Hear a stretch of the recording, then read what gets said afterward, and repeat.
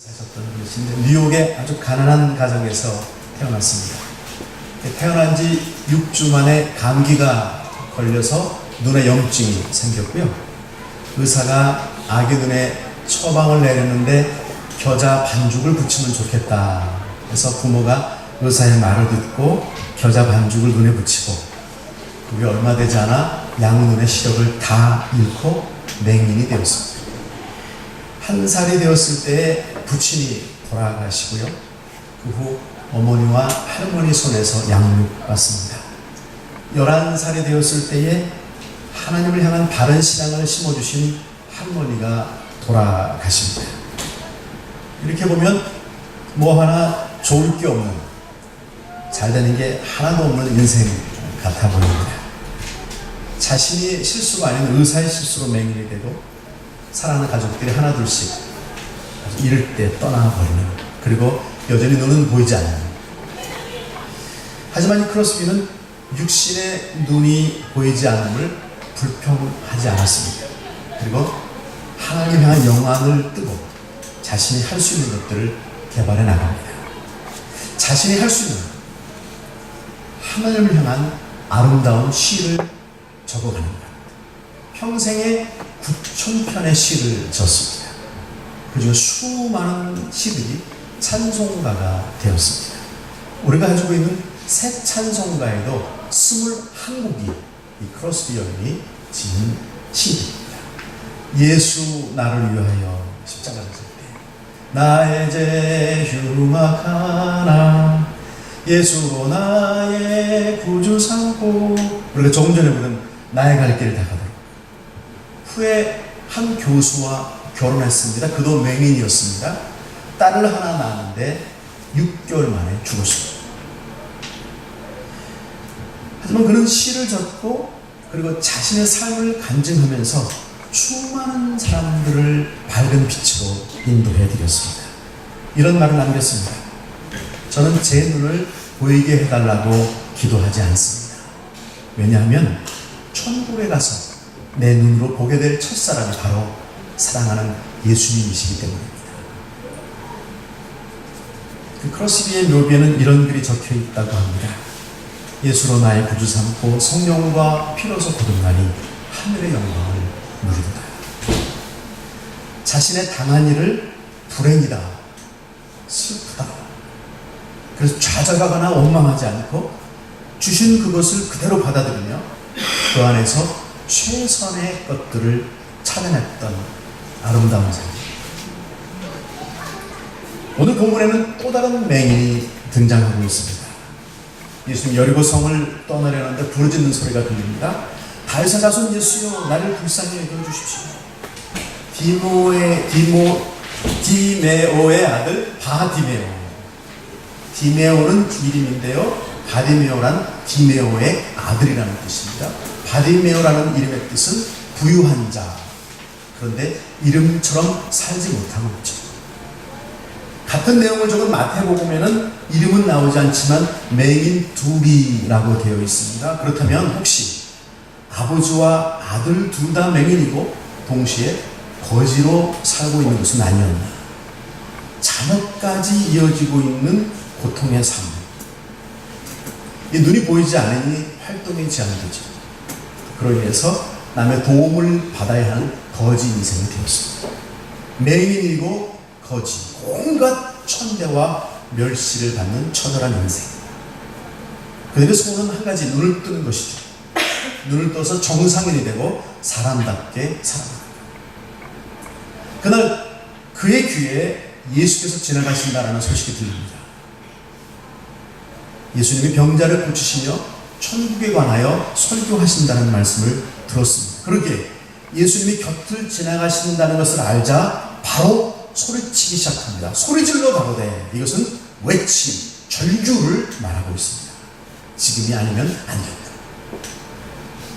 다윗의 자손 예수여 나를 불쌍히 여기소서. 사람들이 듣기 싫다고 잠잠히 하라고 꾸짖습니다. 그러나 계속해서 외칩니다. 다윗의 자손이여 나를 불쌍히 여기소서. 다윗의 자손이라고 부릅니다.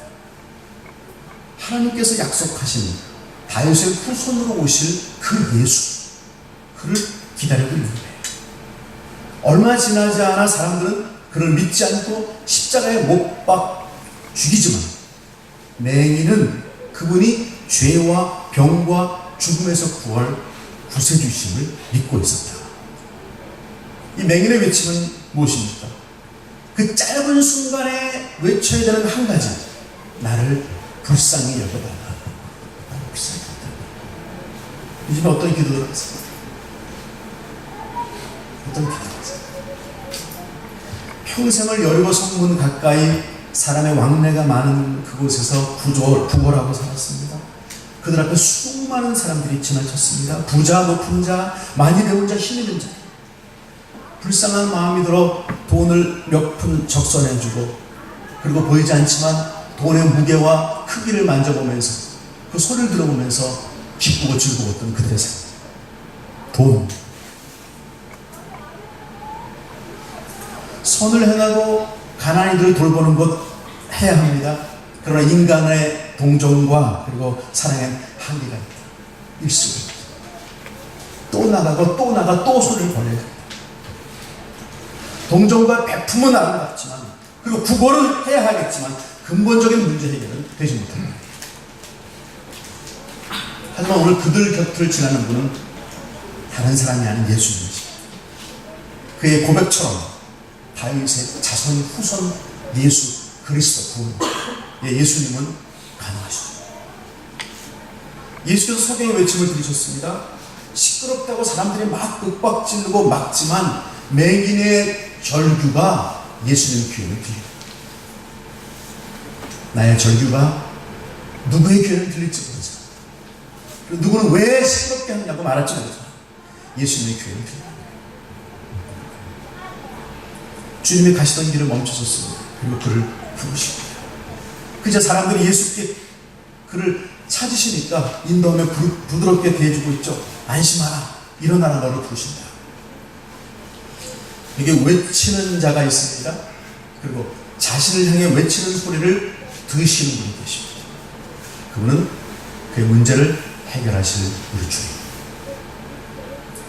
내가 갖고 있는 고통과 아픔을, 내 원하는 소원을 들어줄 수 있는 사람은 있어요.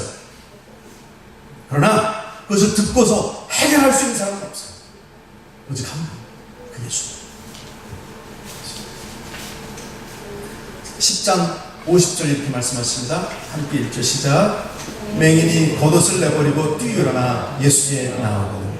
이 장면을 기록한 이 마가는 맹인이 뛰어나오는데 예수께 왔다고만 쓰지 않고요, 맹인이 겉옷을 내어버리고 뛰어일어나 예수께 왔다라고 기록하고 있습니다. 겉옷에 관해서 기록했다. 이 겉옷은 큰 의미가 담겨 있죠. 당시 개인에게 매우 소중한 재산 목록 1위가 겉옷이었다. 밤에 사막의 추위를 막아야만 합니다. 겉옷으로.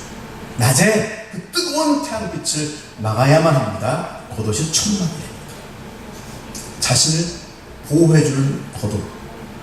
그래서 예수님은 너희가 돈을 빌려주고 담보로 겉옷을 잡았다면 해가 지기 전에는 생명이 걸릴 문제이기 때문에 돌려줘야 한다라고 말씀하신 거예요. 또 예수님의 붉은 그 겉옷을 마지막 순간에 군사들이 큰 제사장에게 서로 제비 뽑아 가져가요. 지금 오라고 하시는 예수님께 뛰어나가는 맹인은 모든 사람들이 자신에게 더 소중한 그 겉옷을 내어버려주고 뛰어나갑니다. 그 모습이 마가의 눈에 잡히는 거죠. 더 가치 있는 것을 잡으려면 지금 잡고 있는 것을 놓아야 합니다.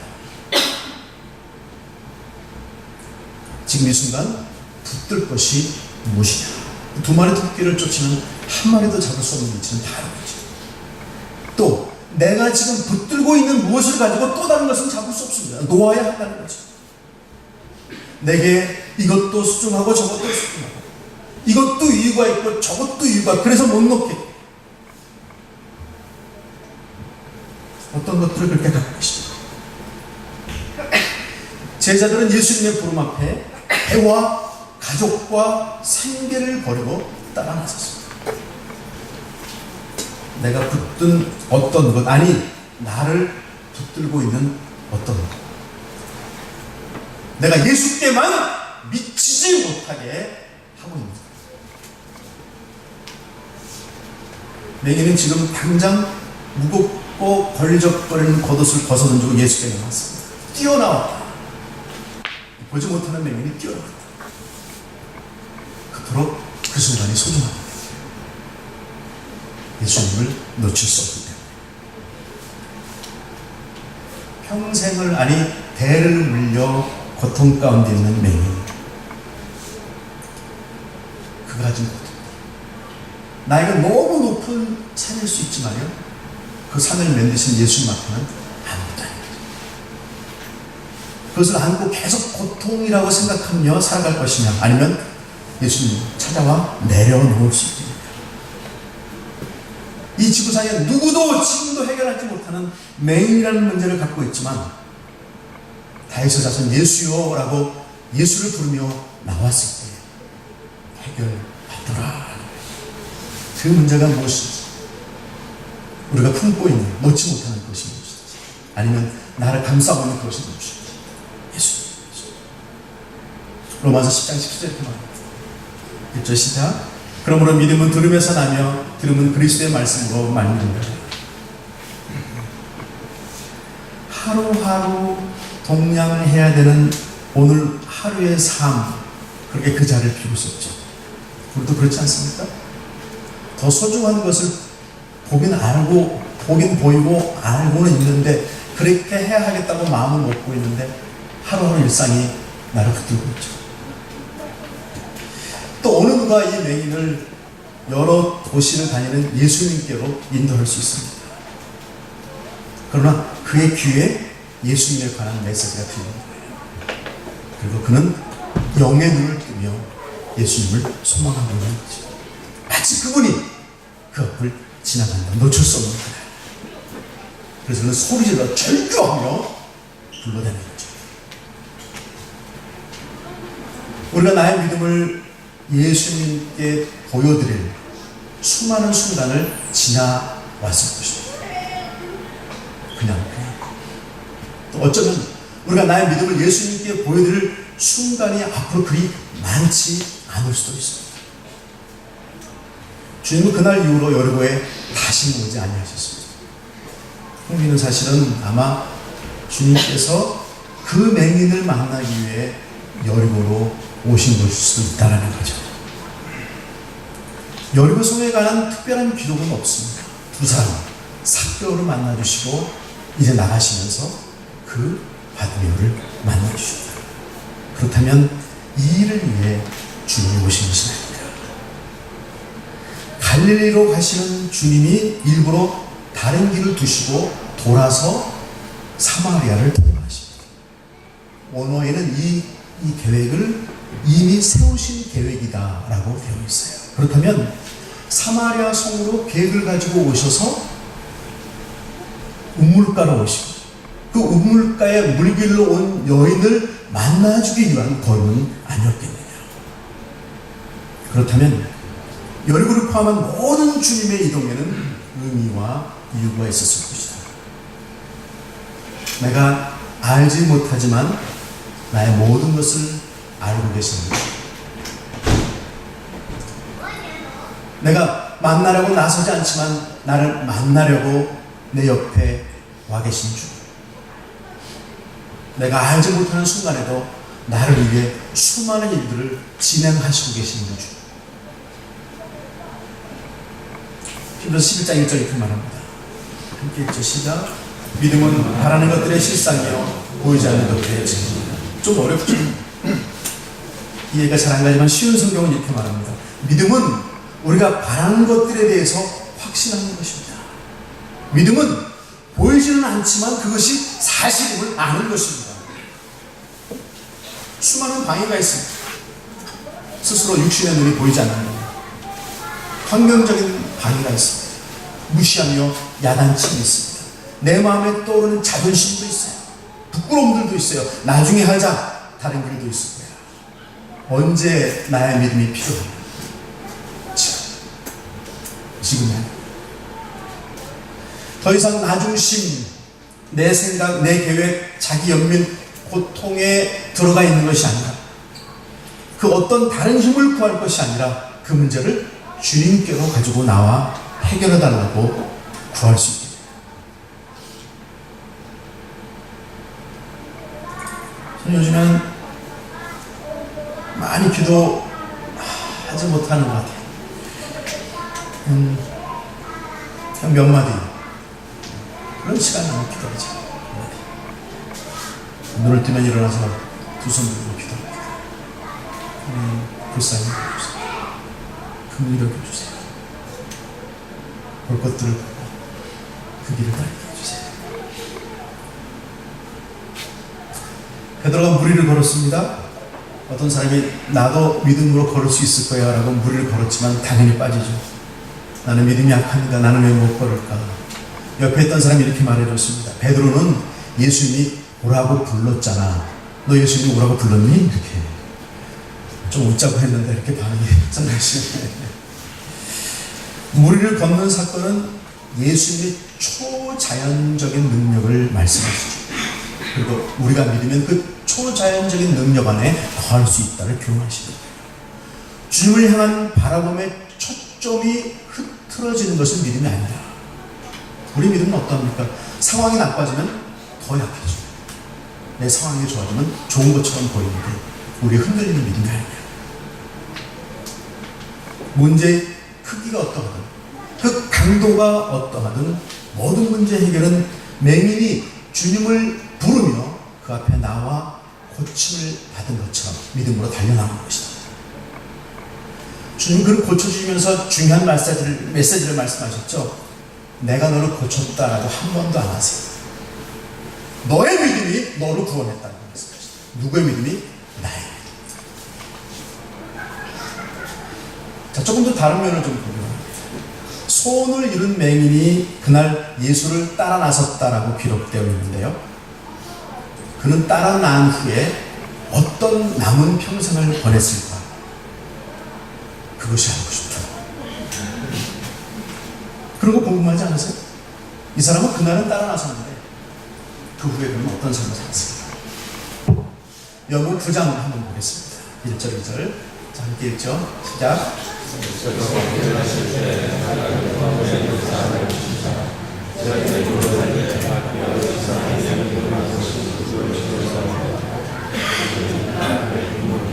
사람들은 어떤 문제를 보면요, 이 문제를 과거에서 찾고 해결하라고 합니다. 그리고 문제의 원인을 누군가에게로 돌리려고 하죠. 저도 그렇게 합니다. 누구 때문이냐? 누구 죄 때문이냐? 누구의 자신인가 아니면 그 부모인가? 내가 문제를 만나면 그것이 타고난 것이든 지금 만난 것이든 그 원인을 찾게 되죠. 죄 때문인가? 누구 때문에 이런 것은 아닐까? 누구 때문인가? 내 사업이 안 풀리는 이유가 누구 때문인가? 내 진급이 늦는 이유가 누구 때문인가? 내가 병든 이유가, 내 자식이 이렇게 된 이유가 뭐야? 나 때문인가가 아니라 나 때문인가? 혹은 또 나 때문인가? 혹은 또 너는 누구 때문인가? 누군가에게 원인을 돌리려고 한다. 저는 이 모든 것들을 다 다분히 우리는 과거에 매여 있다고 보여요. 과거에 매여. 그런데 예수님은 이렇게 답변하십니다. 그 다음 절 3절입니다. 시작. 이 사람이나 그 부모의 죄로 인한 것이 아니라 그에게서 하나님이 하시는 일을 나타내고자 하십니다. 보이던 안 보이던, 눈이 보이던 안 보이던, 맹인이던 떴던, 맹인이었다가 떴던, 누가 그 무엇이, 그 무엇, 어떤 이유가 무엇이 되었던, 내 잘못이든 의사의 실수이든 부모를 잘못한 것이든 이제 우리에게 더 중요한 것이 있다. 그것은 해결받을 수 있다는 것. 그리고 과거가 아니라 미래를 위해, 그것을 위해 달려갈 수 있어야 한다라고 말씀하시고 계십니다. 내 눈에 보이는 것이 다가 아닙니다. 내가 지금 보고 있지만 무엇을 보고 있는지가 더 중요하지 않습니다. 내가 바른 것을 다 보고 있다라고 말할 수도 없는 것입니다. 어쩌면 내 눈이 안 보이는 것 때문에 내가 예수님을 더 깊이 볼 수 있다. 저는 그것은 은혜다라고 믿습니다. 맹인을 안타깝다고 여기지만 어쩌면 그가 맹인이기 때문에 더 깊이 하나님과 교제할 수 있었고, 그래서 그의 삶을 통하여 그가 할 수 있는 것들을 통하여 하나님께 영광을 드릴 수 있었다는 것. 참 말하기 어렵지만 맹인이었던 것이 도리어 그에게 복일 수도 있다는 거죠. 페니 크로스비 여사. 어찌 보면 너무도 황당한 처지, 그러나 그 당한 처지를 끌어안고 그 속에서 꽃을 피웠던 사람. 그녀는 영의 눈으로 예수님을 만났습니다.